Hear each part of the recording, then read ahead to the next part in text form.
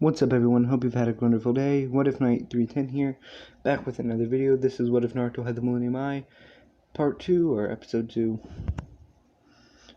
Go subscribe to Anime Alternates and Dumbass What If Guy.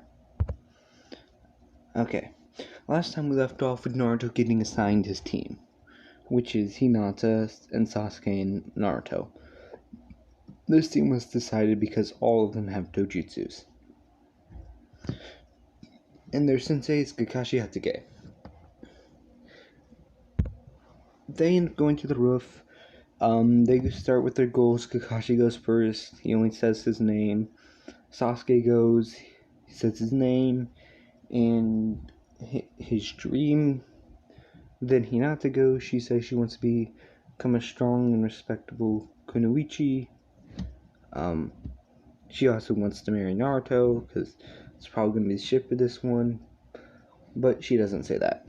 And when Naruto goes, he says his goal is to become the strongest shinobi and find out as much about his eye as he can. Oh, and he wants to become Hokage.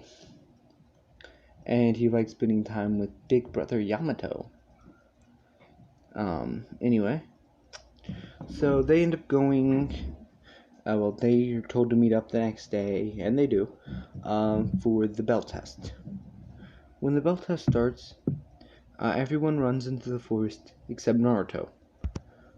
Naruto and Kakashi go into a taijutsu bout. Then Kakashi ended up performing hand signs for Fireball Jutsu just to scare Naruto off a little bit.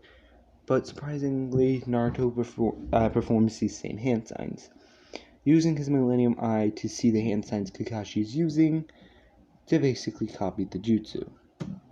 And since he has so much chakra, he can just force it out of him. So yeah. The two fireballs collide, creating a huge amount of smoke, clouding their view. Naruto can still see, but Kakashi, since he doesn't have a Sharingan, cannot. They then both do a water dragon jutsu at each other. They collide midair, and Naruto takes this opportunity to rush and hit Kakashi, aiming a kick straight for his head. Kakashi blocks using his right arm and tries to hit Naruto with a kunai. Naruto, seeing this, moves back just in time and once again performs the water-style water dragon jutsu, getting lucky and hitting Kakashi. This continues for a little bit until Sasuke jumps out of the woods performing the fireball jutsu, and Kakashi, being on guard, is able to dodge. Sasuke launches a few more jutsus, and after a while Hinata comes out. But they're not really working together, so it's not really teamwork. And eventually Hinata and Sasuke are swatted away, and Naruto engages in taijutsu once more with Kakashi. This time, he starts telling Kakashi how he's disappointed. Kakashi confused at what he means, considering, Naruto probably knows he's holding back. Naruto says that he's famed for being the copy ninja of the leaf. But, in terms of abilities, he's probably on par with his father, Kakashi's father, the White Fang. And Naruto explains how the White Fang became feared shinobi because of his intelligence, not because of an eye he got from a friend.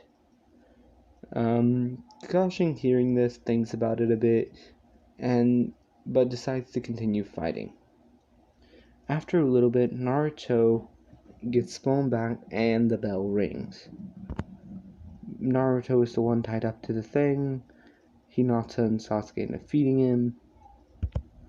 And yeah, a bit later that day, Naruto goes to the third Hokage's office.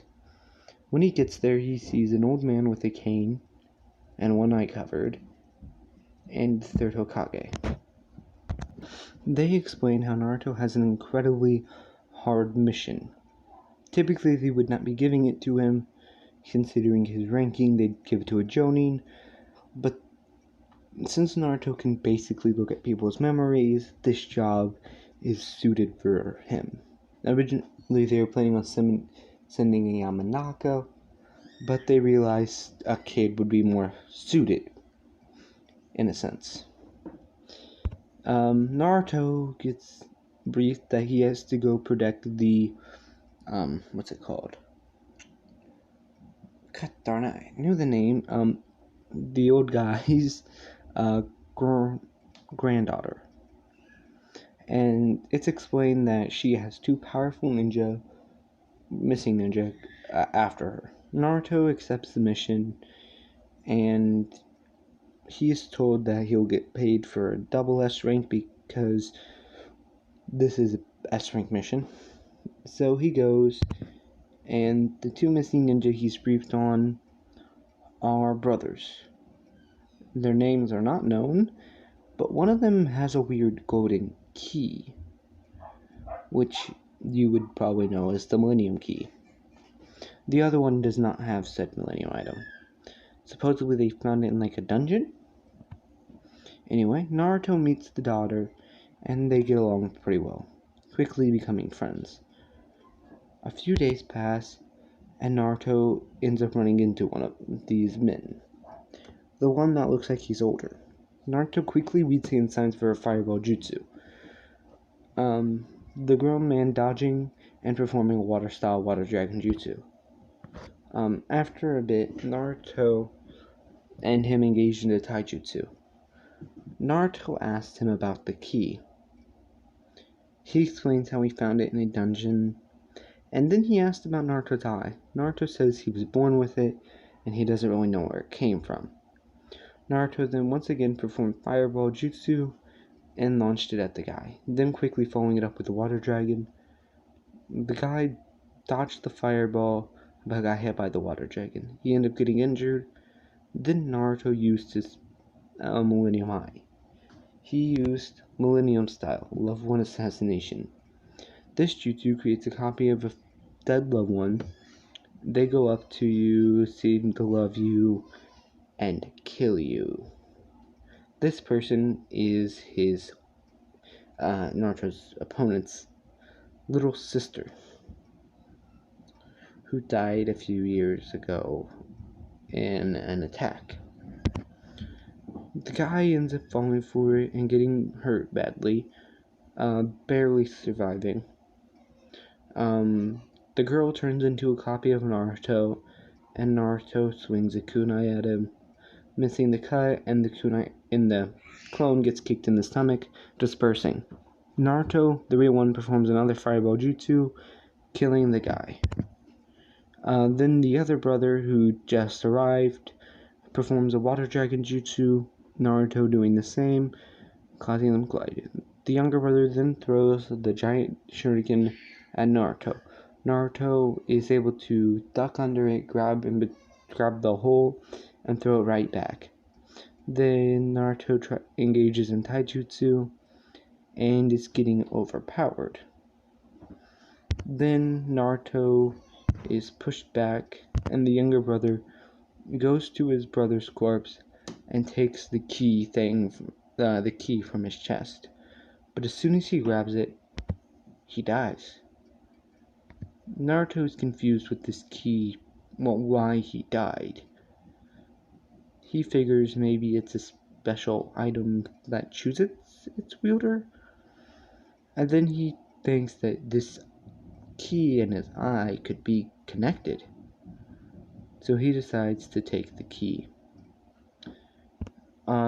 This is the Millennium Key. Its abilities will be found out later on. And he returns to the feudal lord and his granddaughter. He is thanked for the mission, and he leaves. Naruto returns back to the Hidden Leaf Village and explains what happened and shows the third Hokage the key. Naruto saying that he plans to keep the key to learn how it works and see what the connection would be between his eyes. Well, his eye and the key. Hiruzen, accepting this, decides to teach Naruto stealing, so he doesn't have to keep the key with him at all times. Naruto learns it.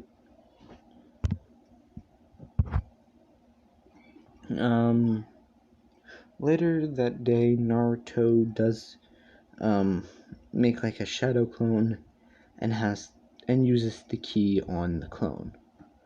Going into the clone's mind, Naruto also finds out, well, this ability where he goes into mind is pretty similar to just his Millennium Eye ability, but the key also opens his door.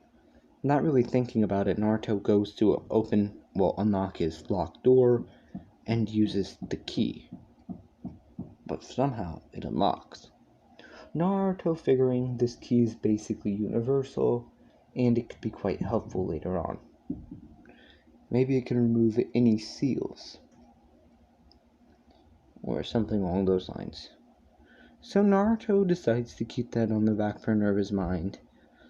But meanwhile, when Naruto was doing this mission, a shadow clone of his was with his team, because this mission took like 10 days, and since it was very high ranking, there was stress, but his clone and his teammates went on simple D-rank missions to gain up their teamwork.